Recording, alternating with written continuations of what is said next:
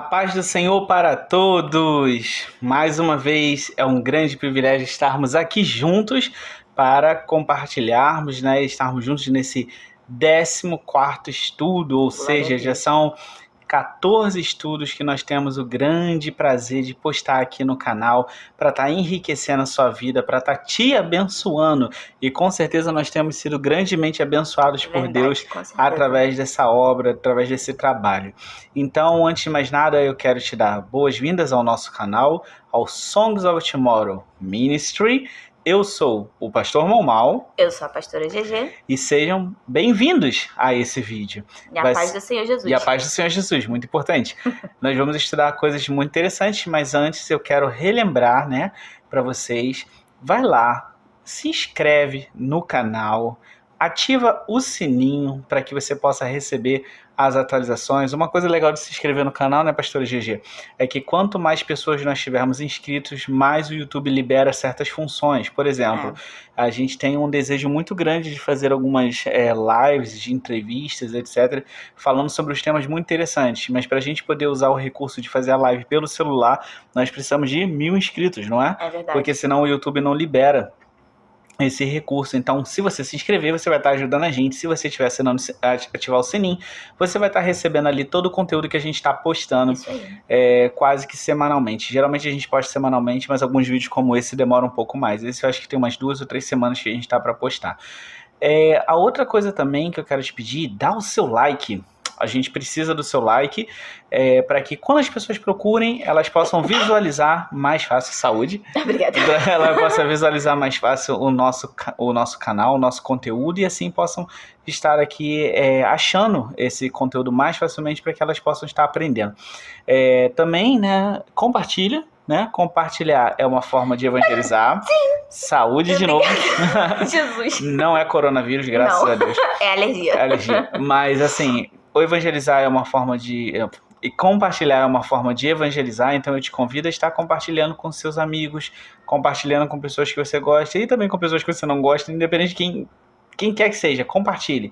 Que essa palavra possa estar chegando ao coração de muitas pessoas e também comente, né? A gente ama ler os comentários, a gente ama responder os comentários, então é sempre bom essa questão de comentar, né? Porque como a gente faz a gente grava o vídeo, a gente edita e bota na internet, a gente falta essa interação, né, entre a gente e as pessoas. Então, comentar é uma forma de você estar falando conosco, e a gente vai ter muito prazer, né, de te responder. Então, antes de mais nada, te convido a pegar a sua Bíblia e já abrir em Apocalipse 14. Eu gosto de falar todo vídeo sobre isso, que é muito importante nós estarmos com a Bíblia, nós sabermos manusear a palavra de Deus. E é muito interessante porque você pode estar aí acompanhando o estudo, vendo tudo que a gente está falando, conferindo na palavra, verificando a veracidade. A gente sempre está procurando falar sempre aquilo que o Deus bota no nosso coração, somente a verdade, nada do que eu acho, do que a pastora Gigi acha. Inclusive, essa é uma das razões que às vezes a gente demora também para postar, porque a gente começa a estudar. Porque, por exemplo, a gente fez um estudo geral primeiro, depois nós fizemos outro estudo, né? E quando a gente pensa assim, agora vamos sentar e vamos escrever sobre o estudo pra gente poder gravar. Aí demora mais. Aí demora, porque a gente acaba se atentando pra detalhes, né? Deus vai mostrando coisas pra gente. Requer tempo. E a gente não porque pode... a palavra de Deus, ela requer tempo de estudo. E a gente não pode passar qualquer conteúdo. Então, muitas vezes a gente está com dúvida. Então, até que Deus responda a gente e tire aquela dúvida, a gente prefere não postar. Porque a gente não quer passar para frente nenhuma informação falsa, nada do que eu acho. Aqui não interessa o nosso acho, aqui interessa o que a palavra de Deus diz. Então, por isso a gente demora um pouco mais. E o importante de você ter a Bíblia é que você vai estar conferindo e vai estar percebendo que tudo que a gente está falando está na Bíblia.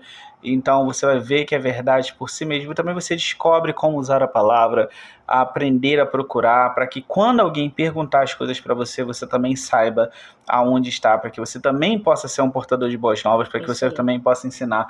Lembrando que muitas vezes as pessoas ficam perguntando assim, mas qual é a minha missão, né? E a missão já está clara. Tem uma missão que é clara para todos. Ide por todo mundo, pregar o evangelho a toda a criatura. Então, você quer saber a sua missão? Jesus já te deu uma missão. Então, para você fazer isso de verdade, você precisa de comunhão com Deus. E comunhão é estabelecida através de relacionamento, oração, jejum, palavra de Deus. Amém? Exatamente. Então vamos lá. Eu tenho dois títulos aqui, tem 3 títulos aqui no meu capítulo da minha Bíblia, né? Está escrito: o Cordeiro e seus gemidos no Monte Sião, 3 anjos proclamam os juízos de Deus, e a ceifa e a vindima, tá bom? Vamos ler e entender. Diz assim: e olhei, e eis que estava o Cordeiro sobre o monte Sião, e com ele 144.000, que em sua testa tinham escrito o nome dele e o de seu pai. E ouvi uma voz do céu, como a voz de muitas águas, e como a voz de um grande trovão, e uma voz de arpistas que tocavam com a sua harpa, e cantavam um como cântico novo diante do trono e diante dos 4 animais, e dos anciãos. E ninguém podia aprender aquele cântico, senão os 144.000 que foram comprados da terra. Estes são os que não estão contaminados com mulheres, porque são virgens. Estes são os que seguem o Cordeiro para onde quer que vai. Estes são os que dentre os homens foram comprados como primícias para Deus e para o Cordeiro. E na sua boca não se achou engano, porque são irrepreensíveis diante do trono de Deus.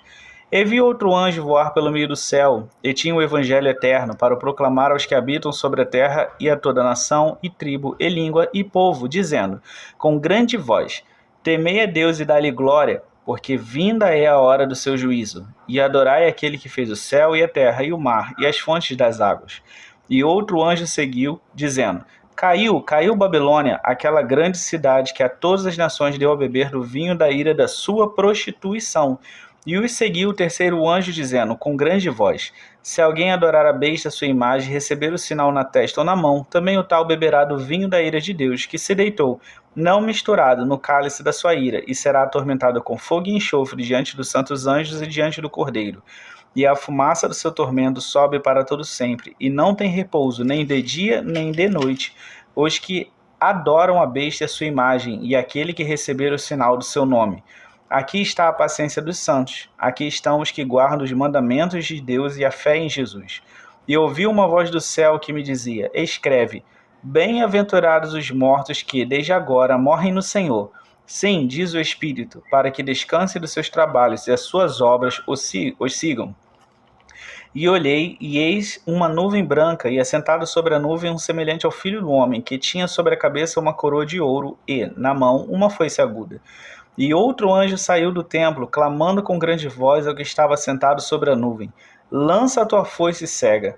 É já vinda a hora de cegar, porque já a seara da terra está madura. E aquele que estava sentado sobre a nuvem meteu a sua foice à terra, e a terra foi cegada. E saiu do templo que está no céu outro anjo, o qual também tinha uma foice aguda. E saiu do altar outro anjo, que tinha poder sobre o fogo, e clamou com grande voz ao que tinha a foice aguda, dizendo: lança a tua foice aguda e vindima os cachos de uva da terra, porque já as suas uvas estão maduras. E o anjo meteu a sua foice à terra, e vindimou as uvas da vinha da terra, e lançou-as no grande lagar da ira de Deus. E o lagar foi pisado fora da cidade, e saiu sangue do lagar até os freios dos cavalos, pelo espaço de 1.600 estádios. Glória a Deus por sua palavra, bendito seja o nome do Senhor. Então, queridos, como você já deve ter notado, nós temos vários assuntos aqui em Apocalipse 14. Lembrando que Apocalipse 12 foi a queda do dragão, né, que inicia o reino do anticristo na terra.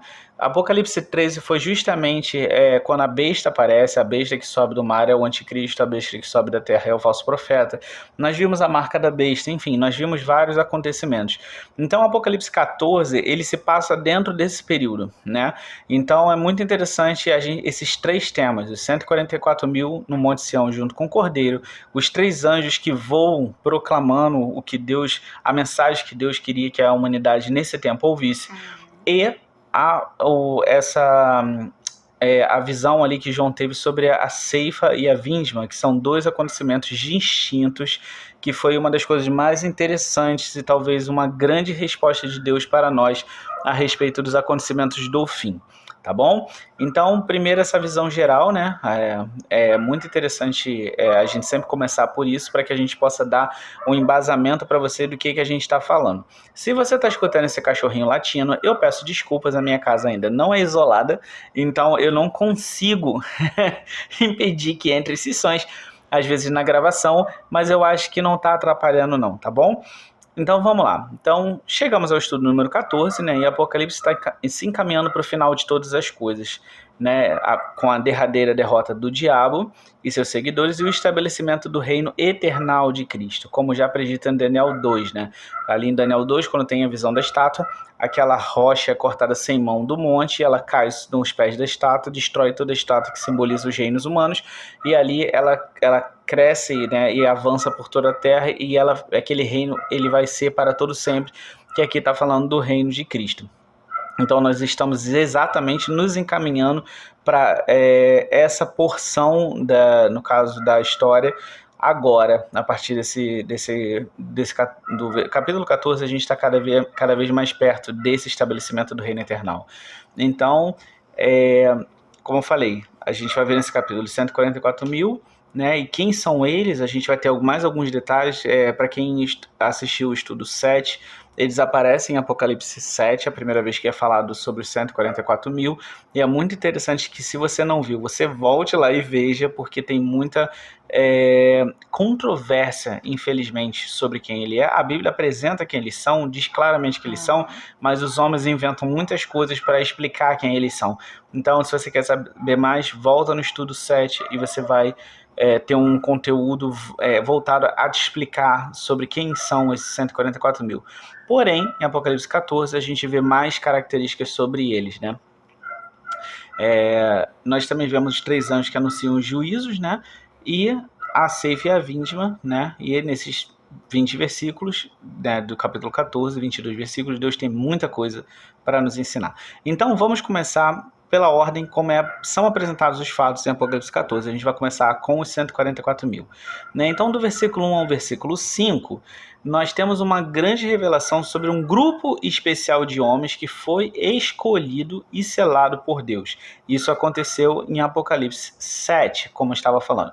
Apocalipse 7 é um capítulo dividido em dois grandes acontecimentos. Esses selados, né, que são 144 mil, que a Bíblia declara que pertencem à nação de Israel, e depois, na segunda parte desse capítulo, do capítulo 7 de Apocalipse, a gente vê ali uma grande multidão, né, que são os santos, aqueles que vieram de grande tribulação, enfim, uma grande multidão ali nos céus, perante o trono de Deus. Então, isso é importante ressaltar, né? Então ele nos foi apresentado no capítulo 7, e antes de conversarmos sobre o que é apresentado nesse capítulo, eu queria lembrar algumas coisas. Eu sei que eu estou te pedindo para ir lá, mas eu quero te lembrar alguns detalhes para a gente prosseguir. Primeiro, esses homens foram selados pelos anjos a mando de Deus. Isso está em Apocalipse 7, do versículo 3 ao versículo 4, ok? Eles pertencem ao povo de Israel, eles não são gentios. Ah, Maurício, mas como é que você sabe disso? Vai lá no capítulo 7 que você vai saber, no estudo 7 que você vai saber. Porém, o que eu posso te dizer é o seguinte, com a rebelião de Israel, né, tanto o reino da Síria destruiu o reino norte, como o reino de Babilônia destruiu o reino sul. O reino sul, a linhagem do povo judeu, foi meio que deixada intacta. Porém, as 10 tribos que constituíam o reino norte, elas foram dispersas por todo o mundo. E hoje você não consegue realmente falar, aquela é a tribo de Ruben, aquela é a tribo de Simeão, aquela é a tribo de Naftali. Você não tem como fazer isso. Por isso, o que eu quero te dizer é que, apesar desses homens serem israelitas, eu creio que hoje em dia nós temos descendentes, talvez você até que está me assistindo possa ser um descendente deles, e você nem sabe. Eu creio que Deus, na sua onisciência, ele sabe a descendência e ele vai cumprir essa promessa. Só que, como eu falei, não vai ser uma promessa assim que ele vai pegar a tribo de Ruben. Na terra inteira, nos moradores do mundo, ele vai pegar os representantes de cada tribo, né? Porque ele conhece a nossa genética, ele conhece a nossa árvore genealógica. Então, só para você entender isso, ok? Então eles pertencem ao povo de Israel. E o que fala no capítulo 7? Que foram tomados 12 mil de cada uma das 12 tribos. Então 12 vezes 12, 144. 12 mil vezes 12 tribos, 144 mil homens. A lista das tribos, elas possuem algumas peculiaridades no capítulo 7. Não é uma lista normal, né? Sendo que a tribo de Efraim, você vai encontrar ela mencionada como tribo de José, né? Efraim é um dos filhos de José. E não é a primeira vez que isso acontece. Em Números isso acontece também. E a tribo de Levi, que ela foi comprada por Deus dentre as tribos de Israel, porque na verdade com os filhos de José, o José teve dois filhos, que é Benjamim e Efraim. No caso, quando você considera José como uma tribo só, né, pega essas duas tribos, Benjamim e Efraim, considera só como José, você tem 12 tribos, incluindo Levi. Como Deus comprou Levi, ele, ao invés de ele dar só uma tribo para José, ele deu duas tribos, então fica 12 tribos, porque em vez de você só ter José e tirar Levi, que ficaria 11, você tira Levi, mas tem Efraim e Benjamim, então completam 12 tribos, só para a gente entender, né? Então, nessa lista de Apocalipse 12, a tribo de Dan, por algum motivo que eu não sei, talvez porque eles não existam mais, não sei.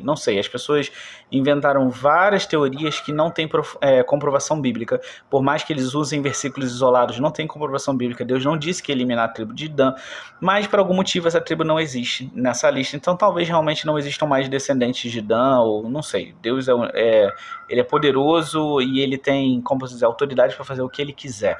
Então a tribo de Dan não está nessa lista. Em compensação, Efraim é chamado de José e, no caso, a tribo de Levi entra. Então Dan é tirado para botar Levi. Essa alteração foi proposital e não um acidente ou falta de lucidez de João, né? Aqueles que viram o estudo 7, a gente achou pessoas falando, não, João estava passando fome, João estava louco, João estava com problemas e por isso ele esqueceu. João estava velho e caduco, tipo, coisas terríveis. E pessoas que se dizem pastores estava falando. Caducando já. Não foi tipo... qualquer um, foram pastores. Por que eu falo que não foi qualquer um? Não é que o que não é pastor é qualquer um, mas é porque os pastores, eles estão encarregados de ensinar. Então, o que esses pastores estão ensinando nas suas igrejas? Tem que se tomar muito cuidado com isso, porque eles vão dar conta das coisas erradas que são ensinadas. Então, não é isso. Essa lista foi certa. E até porque se João estava caduco, por que eles acreditam numa parte e não em outra? Como é que você vai saber quando o João estava caduco e quando o João não estava? Né? Então as pessoas não sabem o que falam. Esses 144 mil, eles não são um número fictício, né? Nem falam dos gentios. O que é que eu quero dizer com isso? Que tem algumas vertentes que falam, não, os 144 mil é só um número fictício, isso daí está simbolizando todos os santos. Não está. A Bíblia é muito clara dizendo quem eles são, de onde eles vêm, e principalmente aqui no 14, você vai ter mais especificações mostrando que eles são um grupo específico. Eles não são todos os crentes, eles não são todo o povo de Israel, eles são primícias, comprados dentre os homens como primícias, ou seja, como primeiros frutos, primeiros lugares, quase como se fosse um dízimo, vamos assim dizer. Então, vamos aqui. Desculpa. Então, as tribos foram perdidas há muito tempo, mas Deus, na sua onisciência, sabe geneticamente quem são os descendentes de cada tribo espalhados entre as nações, mesmo nos dias de hoje. Então, é provável que pessoas de várias nações, que talvez nem saibam que possuem ligação com essas tribos, sejam escolhidos. Ou seja, quando aconteceu os 144 mil, muitos eu acho que serão, como posso dizer, terão uma surpresa boa quando forem escolhidos e eles nem sabem que eles um dia... tiveram algum antecessor, né, um ancestral pertencente a uma dessas tribos, né? Então, para mais informações, se você quiser se aprofundar sobre esses detalhes, volta lá no estudo 7 que eu vou poder esclarecer melhor as suas dúvidas, tá bom? Então, agora no capítulo 14, vamos estudar o que é falado sobre esses 144 mil. Então, primeira coisa, a gente precisa ter muita atenção nessa cena. Isso é uma coisa que eu e a pastora GG, a gente realmente releu de novo para entender como essa cena se passa, como essa revelação se passa. Nós vemos, essa revelação se passa em dois lugares, no Monte Sião, na terra, e na sala do trono, no céu. Ok? Então já vou deixar claro isso. Eu vou repetir isso ao longo da explicação, mas isso já está claro. Então, no capítulo 14, vemos esses homens juntos com o Cordeiro, ou seja, juntos com Cristo. Aonde? No Monte Sião. E faz-se necessário identificar que esse evento se passa não ao mesmo tempo no Monte Sião e na sala do trono. Creio que, vamos supor, mas como assim, Maurício? Eu creio que isso é semelhante ao caso de quando Jacó, né, sonha com a escada tocando no céu, onde os anjos subiam e desciam por ela, e ao acordar, Jacó reconhece que aquele lugar não era outro senão a casa de Deus, como está escrito em Gênesis 28, do 12 ao 22, que eu quero que a pastora GG leia para que você possa entender. Então, Jacó tem aquele sonho, ele vê os anjos subindo e descendo e ele reconhece a santidade daquele lugar a qual ele estava. Então, Gênesis 28, do versículo 12 ao 22, a pastora Gigi vai estar lendo para que a gente possa estar aprendendo 12 mais. ao 22? Isso. E sonhou, e eis era posta na terra uma escada cujo topo tocava nos céus. E eis que os anjos de Deus subiam e desciam por ela. E eis que o Senhor estava em cima dela e disse: Eu sou o Senhor, o Deus de Abraão teu pai e o Deus de Isaque. Esta terra em que estás deitado te darei a ti e a tua semente. E a tua semente será como o pó da terra, e estender-se-á ao ocidente, e ao oriente, e ao norte, e ao sul. E em ti e na tua semente serão benditas todas as famílias da terra. E eis que estou contigo, e te guardarei por onde quer que fores, e te farei tornar a esta terra, porque te não deixarei, até que te haja feito o que te tenho dito. Acordado, pois, Jacó do seu sono, disse: Na verdade, o Senhor está neste lugar, e eu não sabia. E temeu e disse: Quão terrível é este lugar!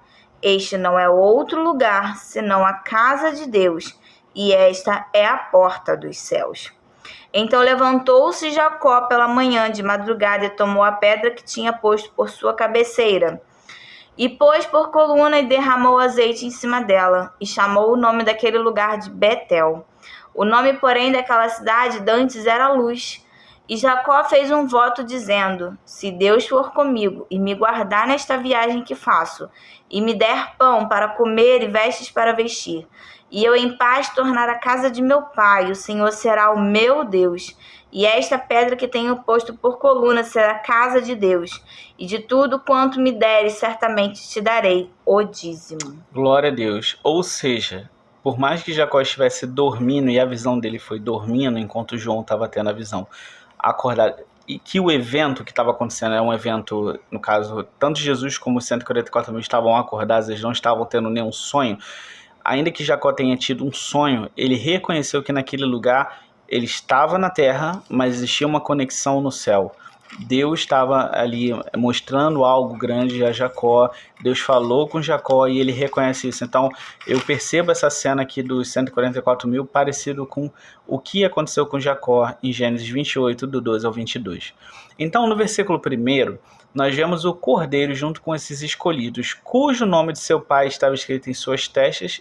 E no versículo 2, somos transportados para a sala do trono. Então, isso é muito interessante. Esses 144 mil tinham o nome de Deus escrito em suas testas. No versículo 2, né, nós vemos a descrição que João faz, é que ele escuta uma voz do céu. Preste bem atenção, os 144 mil com o cordeiro estão no Monte Sião, que é um monte que fica lá em Israel. No versículo 2, João escuta uma voz do céu. Então essa voz não são dos 144 mil, nem do cordeiro. Eu quero enfatizar que são dois lugares diferentes. Ele escuta uma voz do céu com a voz de muitas águas e grande trovão. Então a voz de Deus, como a gente já aprendeu também, é muitas vezes identificada como voz de muitas águas ou voz de trovão. Então ele escuta esta voz vinda do céu. Além disso, logo após ele escutar essa voz, ele escuta a voz de vários arpistas que tocavam com as suas harpas. Então esses arpistas estavam tocando e eles também estavam cantando. Estavam cantando o quê? Um cântico novo, um cântico especial diante do trono de Deus, dos 4 animais e dos anciãos, que ninguém podia aprender, senão os 144 mil.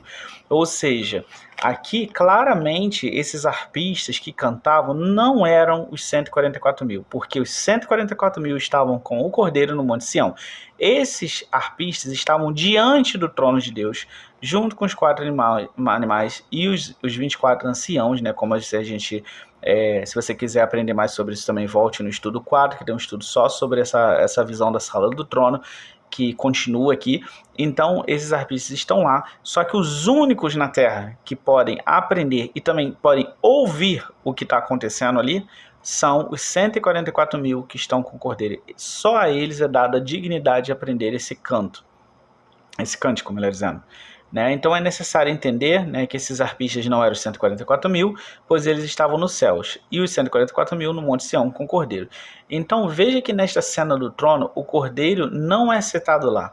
É citado o trono de Deus, os 24 anciãos, que só fala anciãos, mas a gente sabe que são 24, e os 4 animais. Você não ouve falar o Cordeiro estava no trono. O Cordeiro está no Monte Sião. Isso é muito importante para você conseguir ler e entender o que está acontecendo. Por isso que a gente está sendo tão enfático em falar isso várias vezes.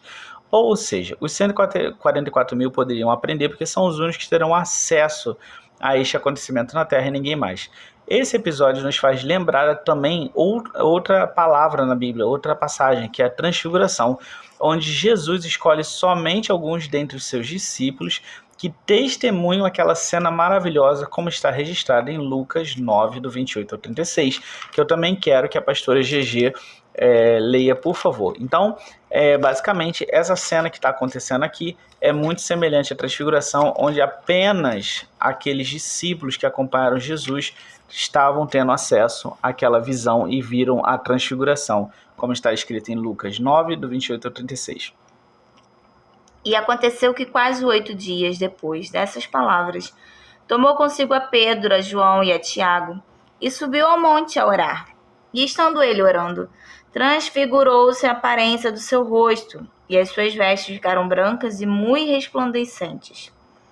E eis que estavam falando com ele 2 varões, que eram Moisés e Elias, os quais apareceram com glória e falavam da sua morte, a qual havia de cumprir-se em Jerusalém. E Pedro e os que estavam com ele estavam carregados de sono, e quando despertaram, viram a sua glória e aqueles 2 varões que estavam com ele. E aconteceu que, quando aqueles que se apartaram dele, disse Pedro a Jesus: Mestre, bom é que nós estejamos aqui e façamos 3 tendas, uma para ti, uma para Moisés e uma para Elias, não sabendo o que dizia. E dizendo ele isso, veio uma nuvem que os cobriu com sua sombra, e entrando eles na nuvem, temeram. E saiu da nuvem uma voz que dizia: Este é o meu filho amado, a ele ouve. E tendo soado aquela voz, Jesus foi achado só. E eles calaram-se e por aqueles dias não contaram a ninguém nada do que tinham visto. Ou seja, perceberam nesse episódio que acontece? Somente esses 3 discípulos veem a transfiguração, ou seja, quando Jesus se transfigura, eles veem a forma gloriosa de Jesus, e ali eles veem Moisés e Elias, que estavam ali conversando com Jesus e explicando a Jesus acerca da sua morte, que deveria acontecer em Jerusalém. Então apenas esses 144 mil, assim como aqueles discípulos, somente eles tiveram acesso a essa cena, somente esses 144 mil vão ter acesso, no caso, a esta visão, a esta revelação, a este, vamos assim dizer, essa experiência, né? Porque isso vai ser real, isso vai ser literalmente real. Então eles vão ter acesso a essa experiência, ok?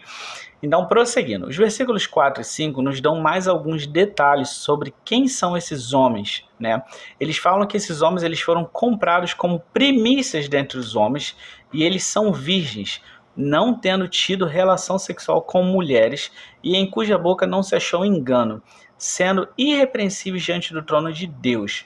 Esses homens, eles seguem a Jesus aonde quer que ele vá e são como primícias para Deus e o Cordeiro. Então, só para você lembrar, no passado, quando também o dízimo foi instaurado, etc., ou antes disso até, o que são as primícias? As primícias eram os primeiros frutos da colheita, os primeiros animais dos rebanhos que nasciam a cada ano.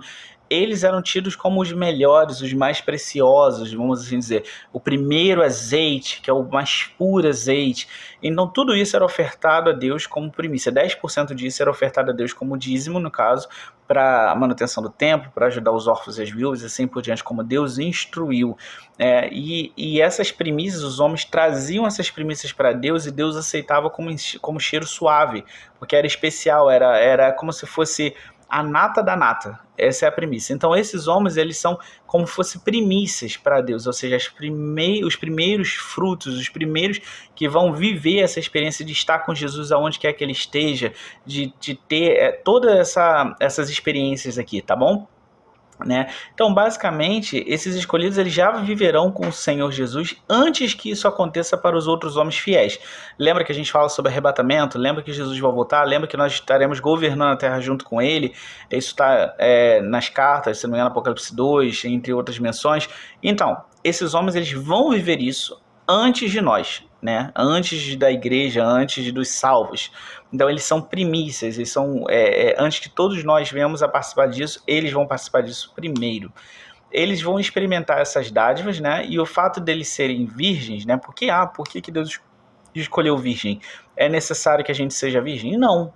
Pra gente não, Deus não proíbe o casamento, pelo contrário, existem palavras que Deus orienta o casamento, que Deus fala pra gente não se abster, né, dos manjares que Deus criou pra nossa vida, a própria ordem de Deus multiplicar não pode acontecer se você não casar. Tá escrito crescer e multiplicar. Exato, mas esses homens eram virgens, eu vejo muito, para você entender isso melhor, uma explicação de Paulo, né? Eu queria que a pastora Gigi abrisse 1 Coríntios 7, do 32 ao 33, que o que Paulo fala?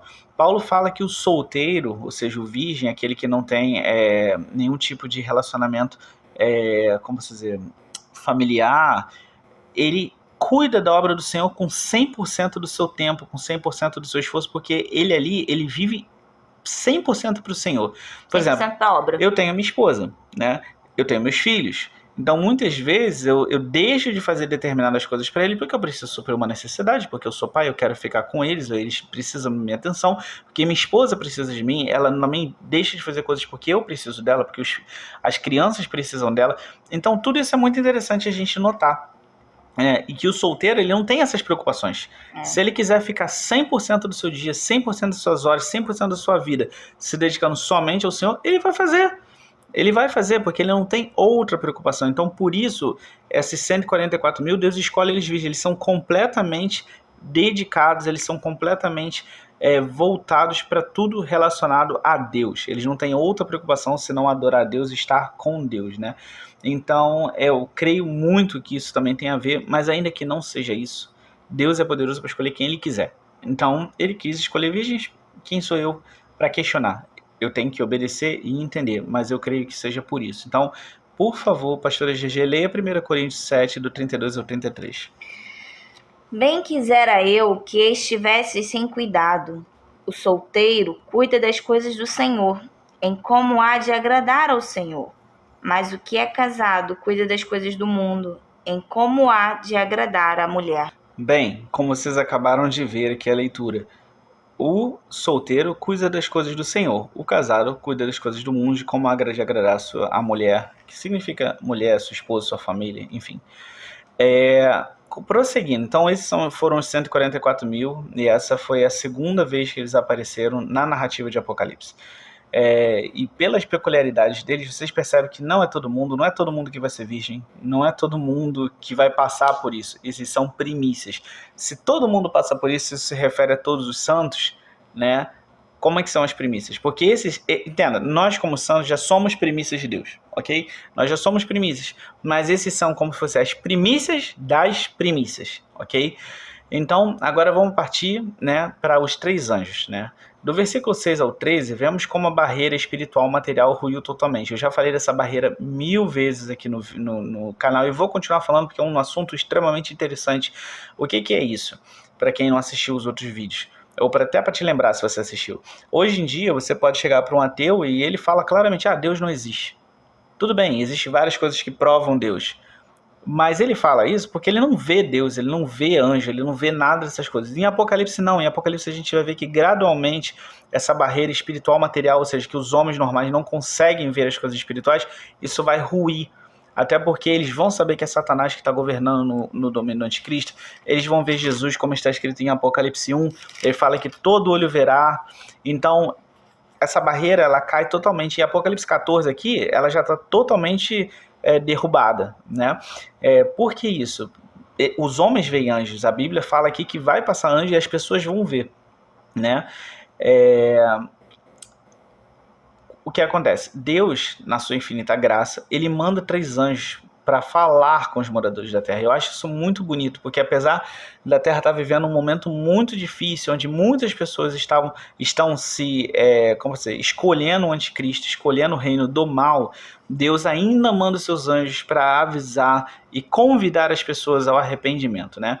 Então, o primeiro anjo passa, né, pelo meio do céu. Olha que coisa interessante. Passa pelo meio do céu com o evangelho eterno e o proclama a toda língua, preste bem atenção, a toda língua, tribo, povo e nação, orientando e incentivando as pessoas a darem glórias a Deus que criou todas as coisas e que é o único merecedor disso.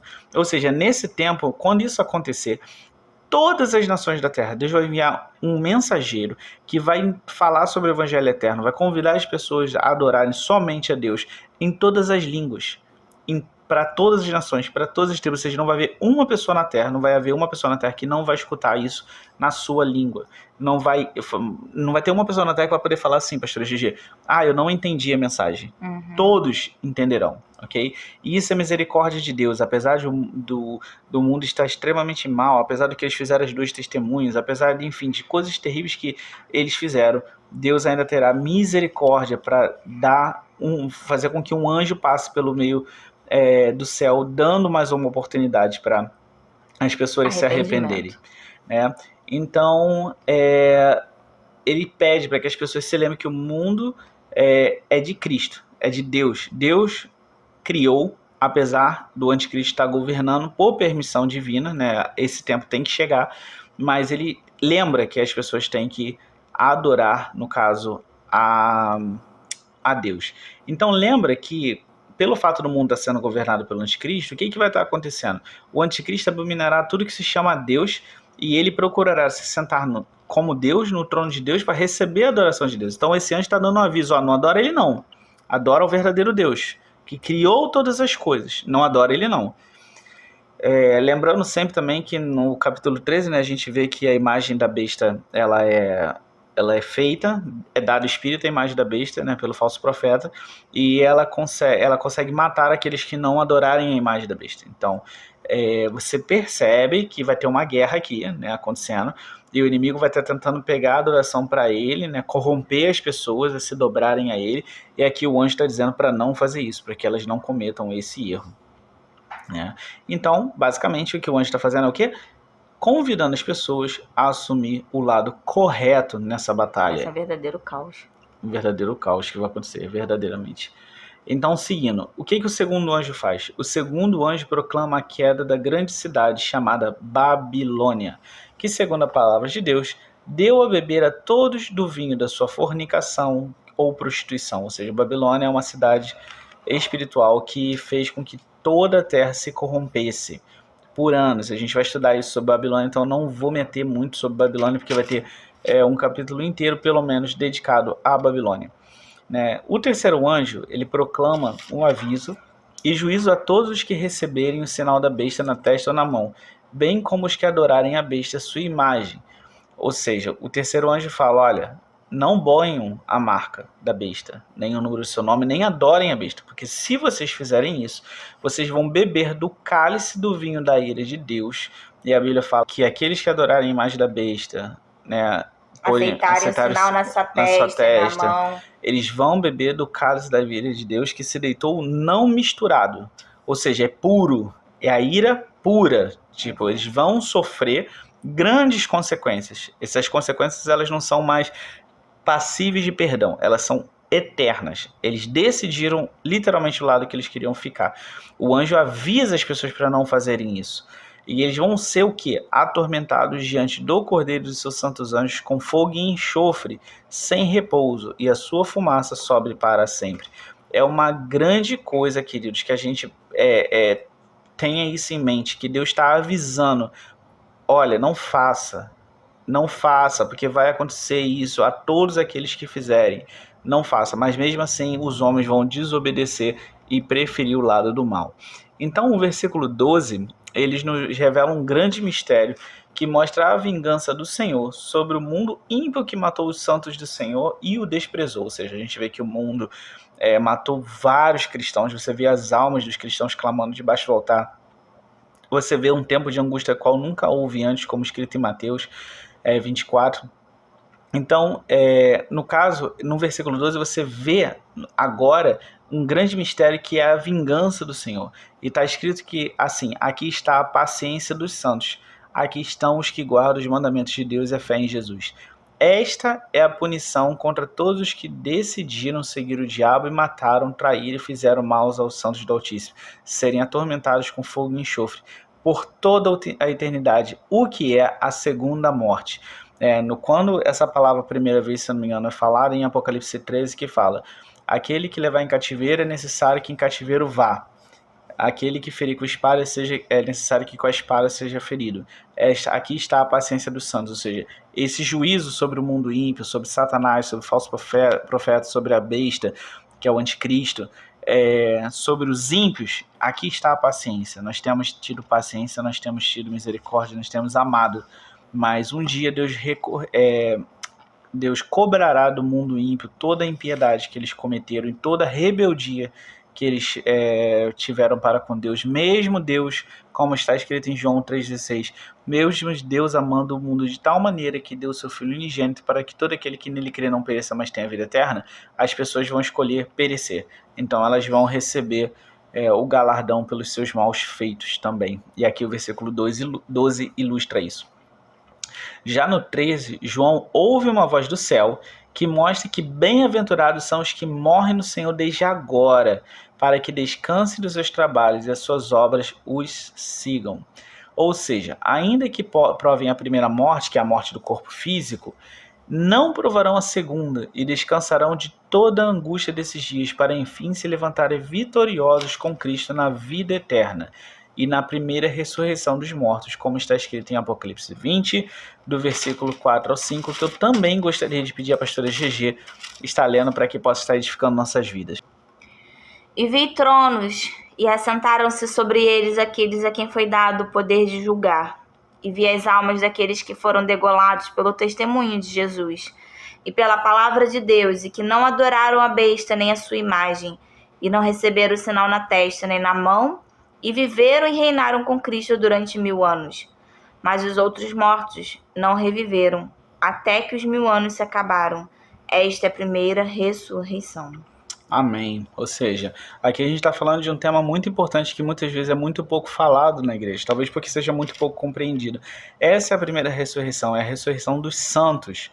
Então, todo aquele que tiver parte na primeira ressurreição, que ressurgir nessa primeira ressurreição, ele não enfrentará a segunda morte, ele viverá eternamente. A segunda ressurreição já é uma segunda ressurreição para juízo. Deus fará com que todos, desde o começo do mundo, ressuscitem. Então a gente sabe que o mar vai dar conta dos seus mortos, a terra vai dar conta dos seus mortos, vai ressuscitar para comparecer ante o tribunal, que é um assunto também que a gente vai chegar lá, a gente vai estudar sobre isso. Então, bem-aventurado aquele que tem parte na primeira ressurreição. Aqui, bem-aventurado aqueles que morrem desde agora no Senhor, porque descansarão, né? E tem no último versículo de Daniel 12, que também é o último capítulo do livro de Daniel, uma versão fala uma coisa muito interessante, é muito linda a maneira como essa versão bota, que ele fala assim: e tu, Daniel, primeiro, só para contextualizar, Daniel está tentando entender, fazer com que o anjo fale para ele a revelação que ele não está conseguindo entender. E o anjo fala assim: e tu, Daniel, vai até o fim, porque descansarás, ou seja, repousarás, que significa que ele vai morrer, e te levantarás na tua herança no fim dos tempos. Ou seja, olha que coisa linda, Daniel morreria, ele iria descansar, ele está descansando agora, desde a época que ele morreu até agora. Mas quando acontecer a primeira ressurreição, quando Cristo vier para reinar, quando Cristo estabelecer seu reino, ele ressuscitará onde? No reino de Cristo, na herança que ele tanto aguardou e por qual ele foi tão fiel, porque ele amou a Deus. Então Deus tem essa promessa para mim e para você, que ainda que nós venhamos a provar a primeira morte, a gente sabe que nem todos provarão a primeira morte, né? Quando Cristo vier chamar, muitos não provarão a primeira morte, como Paulo fala isso. Mas ainda que você prove a primeira morte, os que estão em Cristo não provarão a segunda, e nós viveremos eternamente para com Deus. E como nós já estudamos, Deus enxugará dos nossos olhos toda lágrima, não haverá dor, não haverá fome, não haverá frio, não haverá calor. O Senhor nos abençoará e nós estaremos em glória com Ele para todos sempre. Amém? Então, entrando agora na última parte do capítulo, nós vamos falar sobre as foices. Então, todas as revelações são incríveis, mas uma das mais fascinantes, talvez não tão bem interpretadas pela sutileza de seus detalhes, é muito sutil a maneira como ela é apresentada, está justamente nos finais, nos versículos finais deste capítulo, que vai do versículo 14 ao 22. Aqui nós vemos dois personagens cegando e ceifando, o que a princípio cegando e vindimando, desculpa, que a princípio parece a mesma coisa, mas não é. É porque ela mostra destinos diferentes, ela mostra coisas diferentes aqui, né? Porque cada foice, né, tanto a que cega, né, na seara, como a que vindima na vinha, ela vai revelar destinos diferentes para os grupos a qual ela vai passar e vai atingir. No primeiro caso, na primeira foice, está assentado em uma nuvem um semelhante ao Filho do Homem. A gente já aprendeu aqui também que essa expressão Filho do Homem, ela é uma das maneiras como Jesus é chamado e que já foi abordado, né, como falei anteriormente nessa série. E essa pessoa, semelhante ao Filho do Homem, que está sentado na nuvem, tem uma coroa de ouro na mão, que é um símbolo real, que é um símbolo de Cristo também. Que Deus, Cristo ali, ele é diferenciado, vamos assim dizer, dos outros personagens através dessa coroa. E na sua mão ele tem uma foice aguda, que é um equipamento de quem trabalha no campo, justamente para recolher os frutos da terra, cortar, etc. Então, ele não é descrito como um anjo. Presta bem atenção, porque no decorrer desse capítulo aqui, no final, do 14 ao 22, você vai, quando for anjo, vai estar falando, e vi outro anjo, vi outro anjo, vi outro anjo. Aqui não, aqui é falado, vi semelhante a um filho do homem, como eu falei, que é uma menção a Jesus, né? E isso nos mostra a entender, justamente porque ele não é referido como um anjo, que se trata de alguém diferente. Então, ali a gente está falando de Jesus. Jesus está sentado sobre as nuvens com essa foice. E aí você vê um outro anjo saindo do templo e clamando com grande voz a ele que está assentado sobre a nuvem para lançar a sua foice e cegar, visto que a hora de cegar já é vinda e a seara da terra já está madura. Jesus disse em Mateus 9:38 desta forma: rogai, pois, ao Senhor da seara que mande ceifeiros para a sua seara. Preste bem atenção. Quem está sentado sobre a nuvem, que se refere a Jesus, ele vai cegar a terra.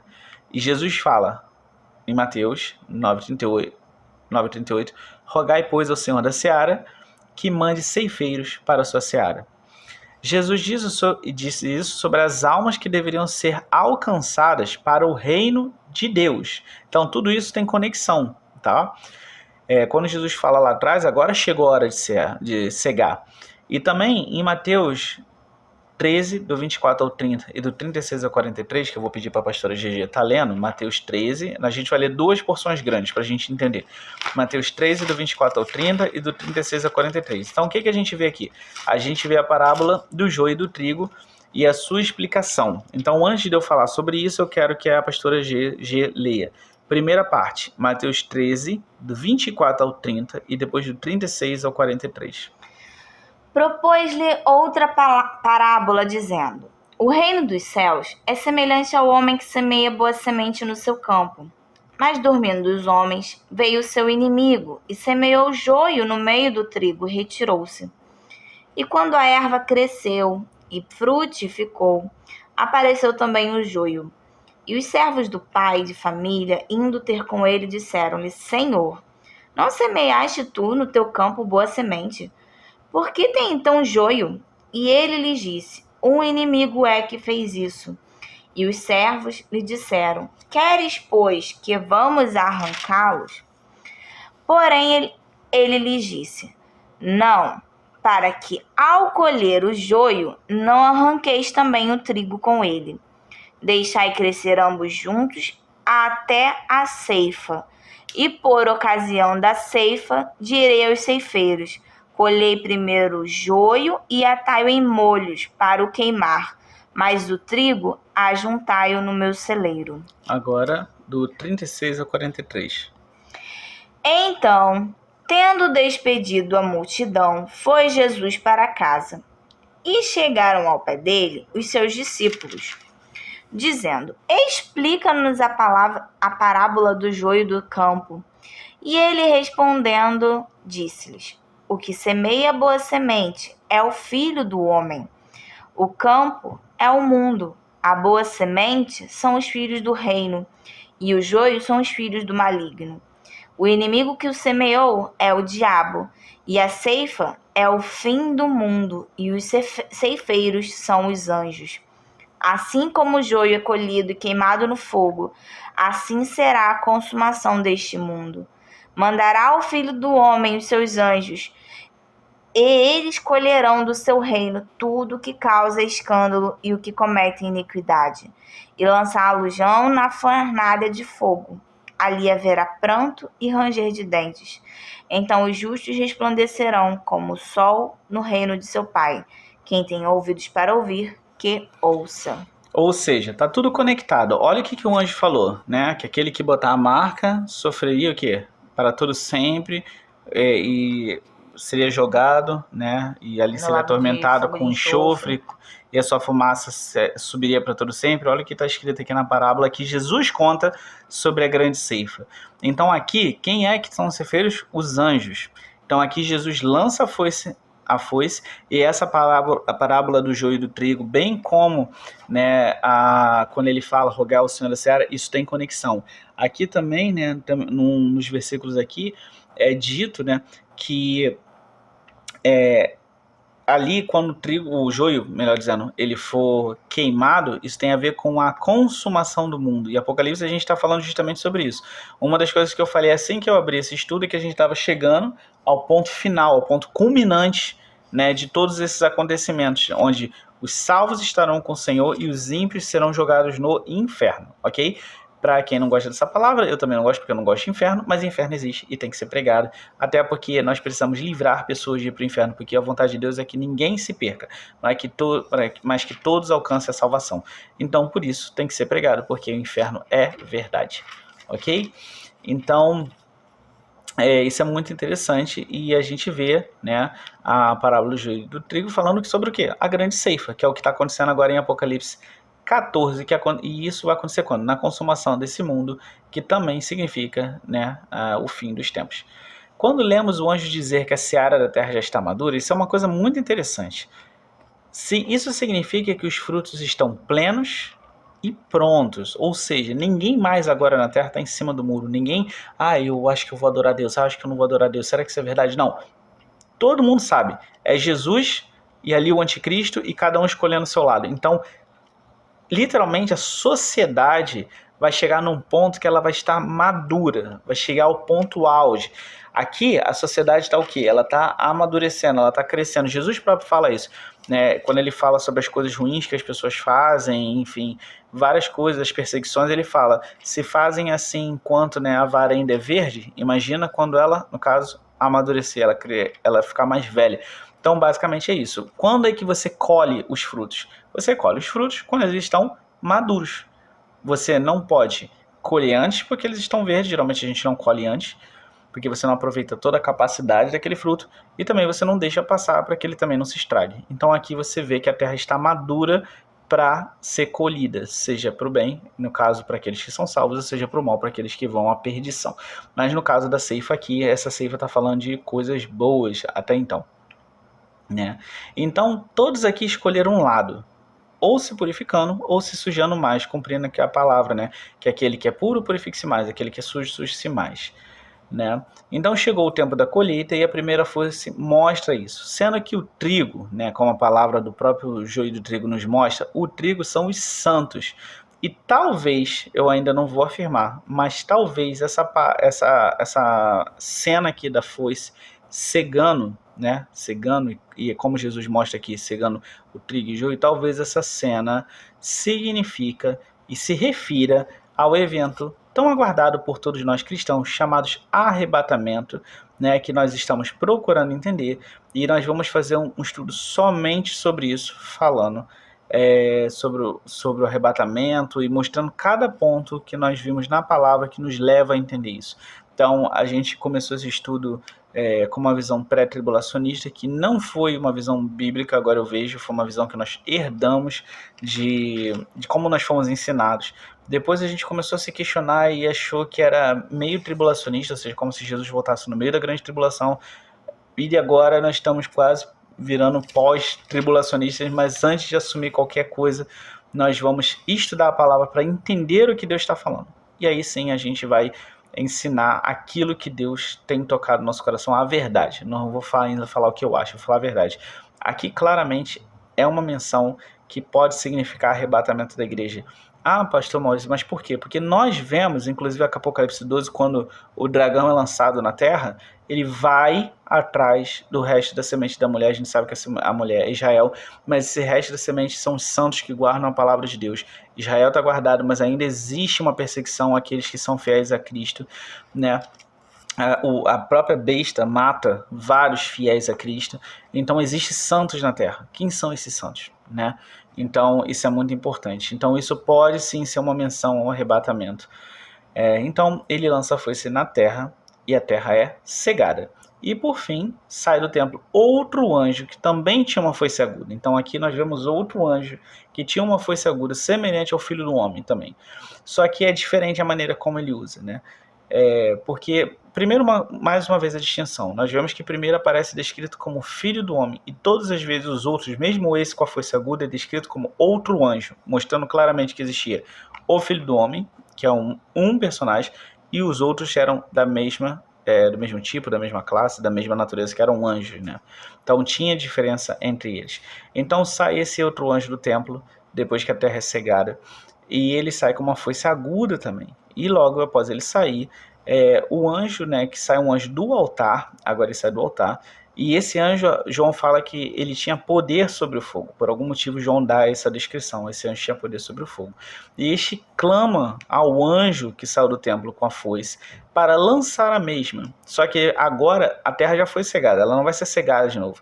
Ele precisa lançar a foice e vindimar os cachos da vinha da terra, porque já as suas uvas estão maduras. Ou seja, assim como a seara tinha chegado num ponto de amadurecimento, e eu creio que a seara está falando dos santos, assim também as uvas da terra chegaram a esse ponto de amadurecimento, e por isso elas precisam ser vindimadas, que é o ato lá de você ir lá e colher as uvas, né? E as uvas aqui, elas não simbolizam coisas boas, elas simbolizam o mundo ímpio, ok? Assim, como a seara representa os santos, as uvas representam os ímpios. E todos eles estavam prontos. Os santos foram cegados e agora vem a parte dos ímpios.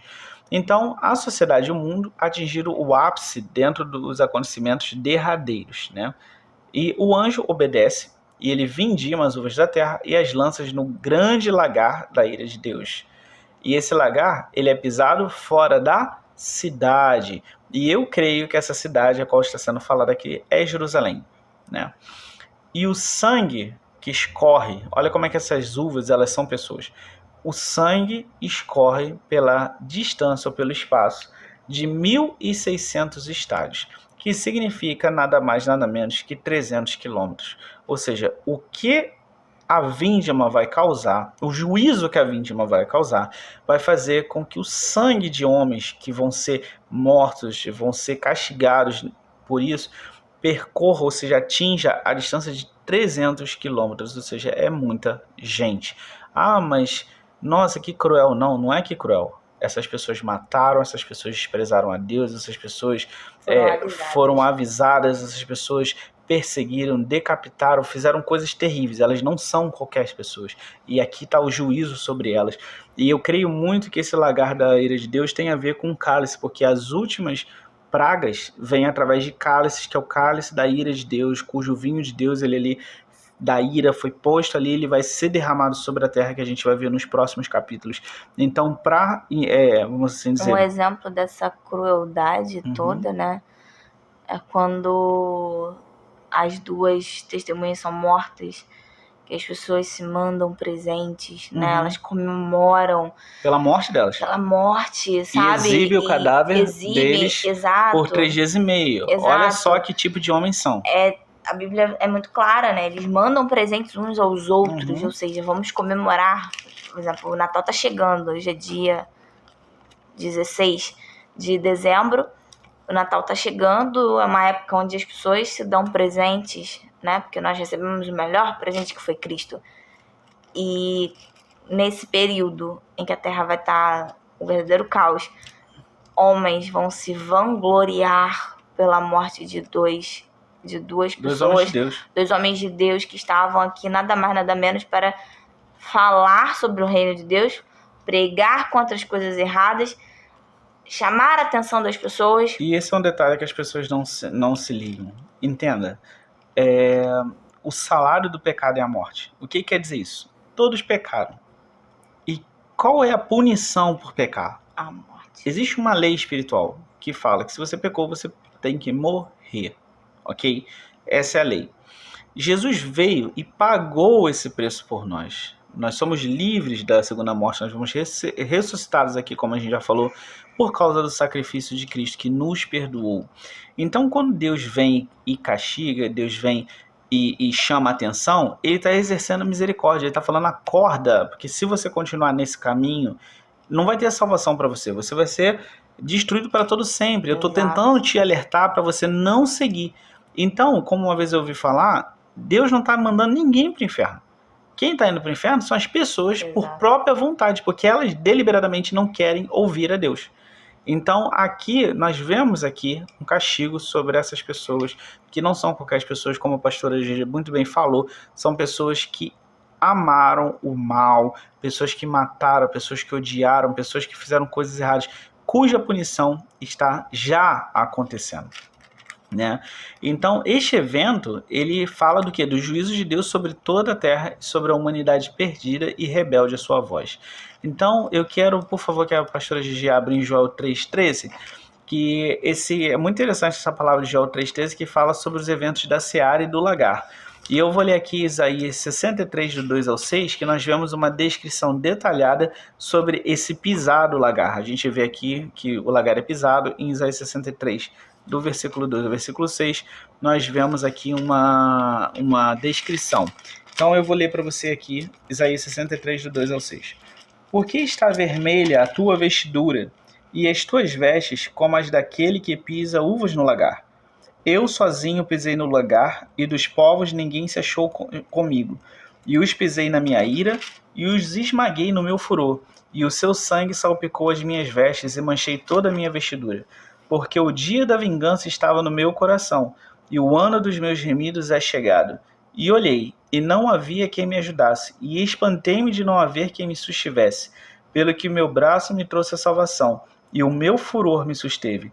E pisei os povos na minha ira, e os embriaguei no meu furor, e a sua força derribei por terra. Ou seja, isso aqui é uma palavra de Isaías falando sobre Jesus. A gente vai entender que quem pisa o lagar é Jesus também. E aqui está falando uma coisa muito interessante. Eu embriaguei os povos no meu furor. E aqui, a gente vê aqui que lagar é o lugar onde você amassa a uva, né? Para você extrair o suco. E também uva tem relação com vinho. Então, olha como é que as coisas... E olha que os últimos cálices das pragas são o quê? São cálices de vinho da ira de Deus. E o vinho faz o quê? Como toda bebida alcoólica, embriaga. Então, veja a conexão entre essas palavras. Leia para mim, por favor, Joel, no caso, Joel 3,13. Lançai a foice, porque já está madura a seara. Vinde, descei, porque o lagar está cheio. Os vasos dos lagares transbordam, porquanto a sua malícia é grande.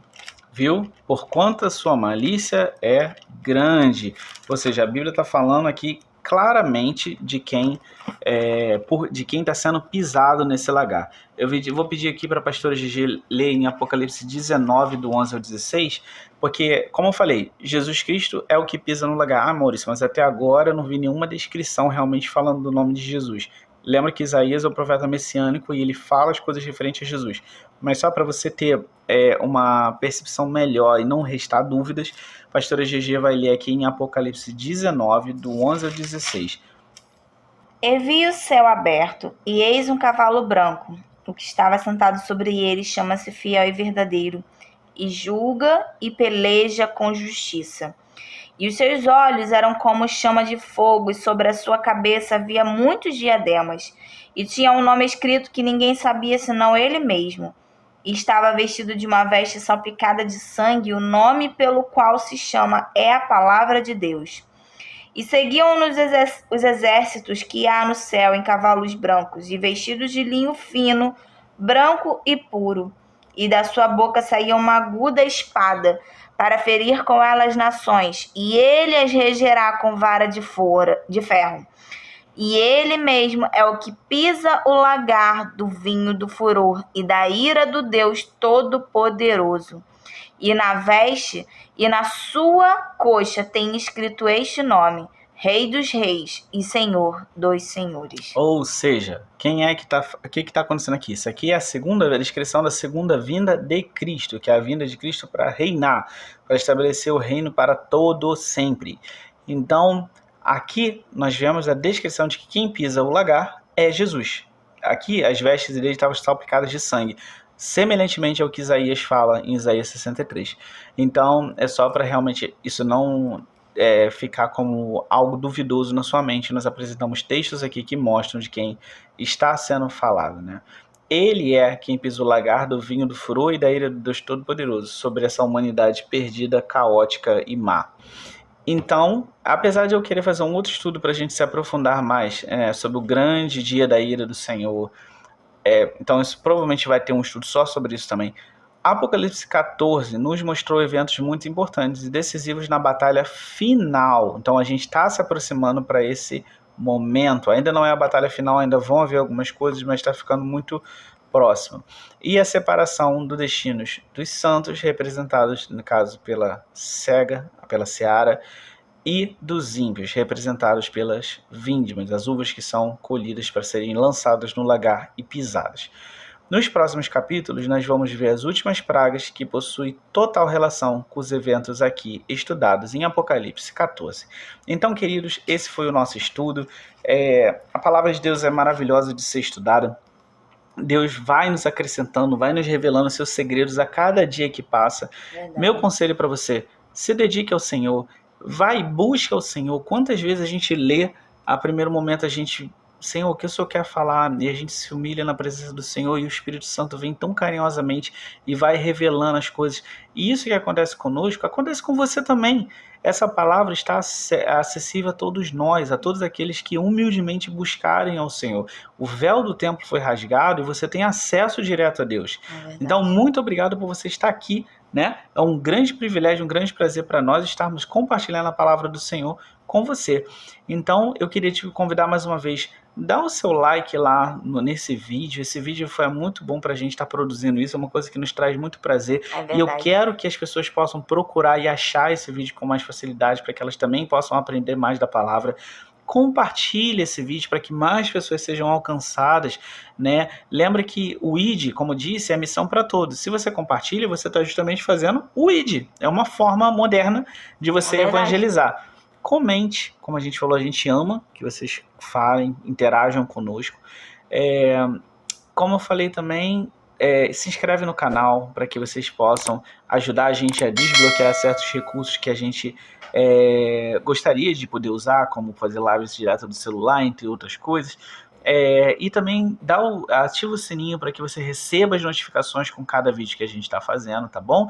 Então, mais uma vez, esse é o canal Songs of Tomorrow Ministry. Eu sou o pastor Mamal. Eu sou a pastora GG. E foi um prazer para nós estar aqui com você. Fique na paz do Senhor Jesus Cristo. Até o próximo vídeo. Tchau, tchau.